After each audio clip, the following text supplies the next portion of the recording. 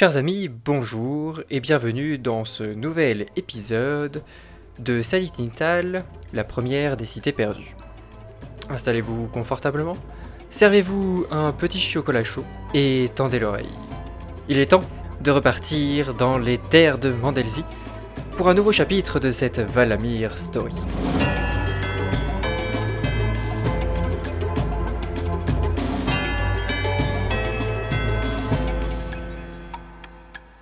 Chapitre 9 Filature.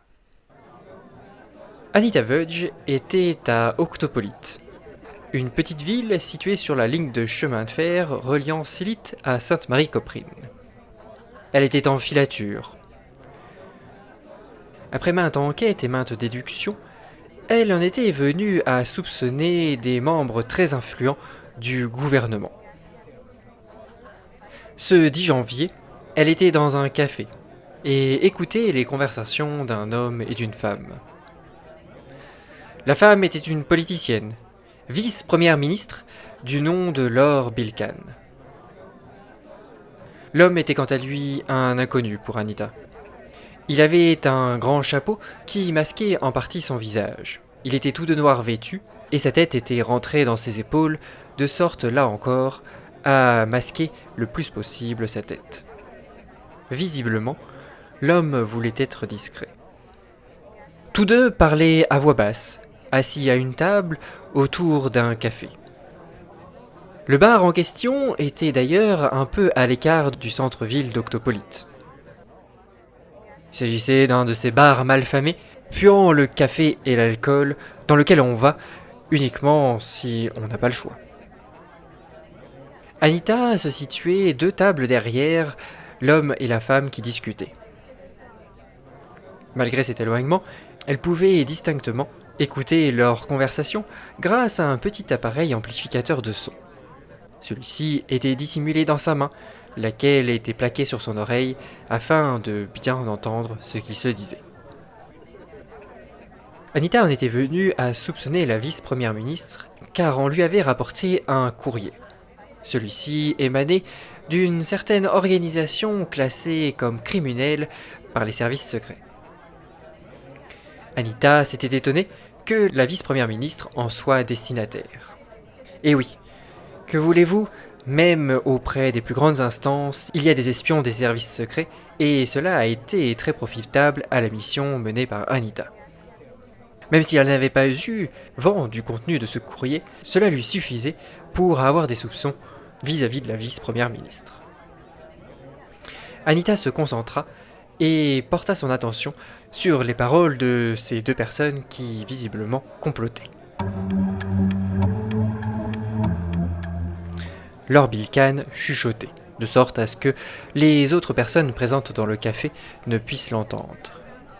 J'ai quelques informations à vous dévoiler si vous êtes disposé à m'écouter et bien entendu à accepter ces informations. L'homme leva la tête et regarda profondément dans les yeux de la vice-première ministre.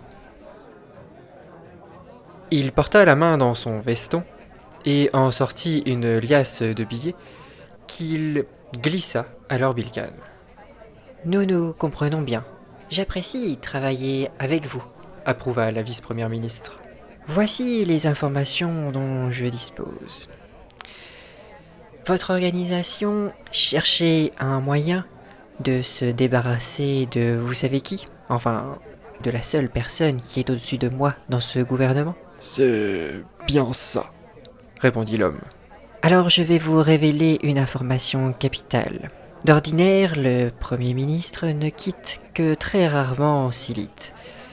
Les affaires courantes, et en particulier la guerre contre les autres nations des terres de Mandelzy, l'occupent suffisamment là-bas. Sachez qu'il a prévu de prendre une petite semaine de vacances incognito à partir de la semaine prochaine. Et j'imagine que vous savez où il part. Tout à fait.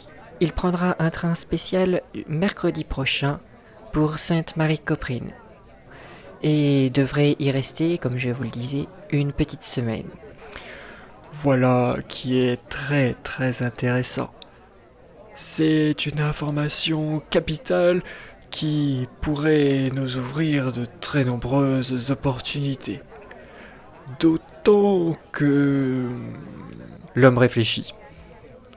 D'autant que j'ai un agent actuellement en poste à Sainte-Marie-Coprine ou aux alentours et qui pourrait tout à fait convenir pour une mission, disons, de liquidation.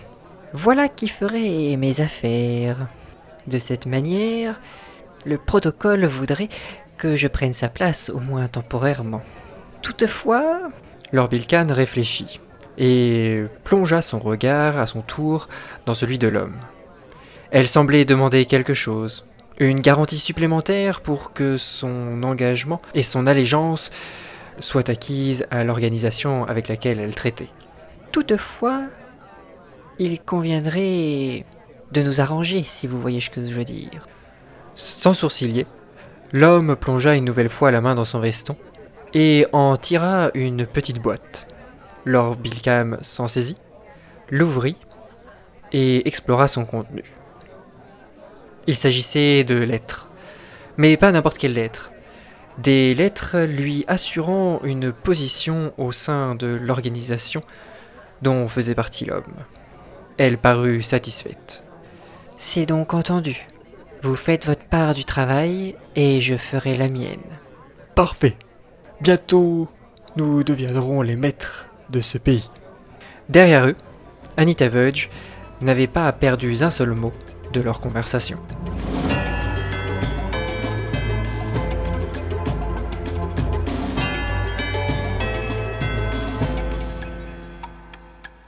Merci d'avoir regardé cet épisode, on se retrouve dès demain pour la suite. En attendant, n'hésitez pas à partager cette vidéo, à laisser un petit commentaire, à vous abonner et à laisser un petit like si ça vous a plu.